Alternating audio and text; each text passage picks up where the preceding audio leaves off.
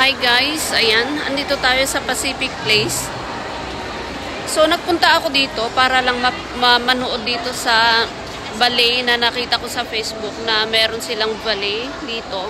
Kaya lang nung tinanong ko, kahapon pala yon, April 5. Akala ko naman ngayon, isang linggo pala ngayon, April 6. So ayan, last day na daw dito ngayon tong mga, ang pangalan nito is Lanternfly Ballet. Ayan, kind of insects dito sa Hong Kong. Popular na insekto dito sa Hong Kong, guys. Ayan. Pero ang ganda nitong isa, parang look like a Philippine flag, 'di ba? Red and blue. Oh, actually tatlo lang sila. Ayan, tatlo. Na magkakaiba yung kulay. So, tignan natin yung iba, guys. Sophie, come. So, last day daw nila ngayon. Tatanggalin na mamayang gabi.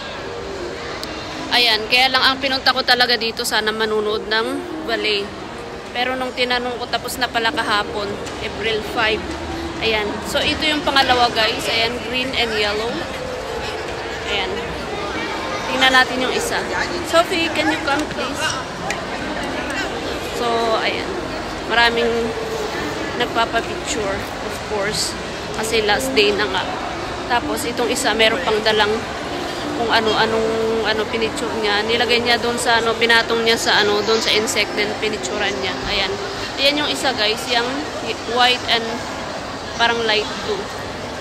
So ayan, dito lang sa guys, sa Pacific Place. Okay, let's go. So ayan lang, guys. Sayang natapos na yung ballet. Pero 10 minutes lang pala yung performance nila dito kahapon. Nakita ko kasi sa Facebook. Akala ko ngayon, ayan, maling akala na naman tayo. Ayan, guys, babay na dito sa mga Lanternfly Ballet.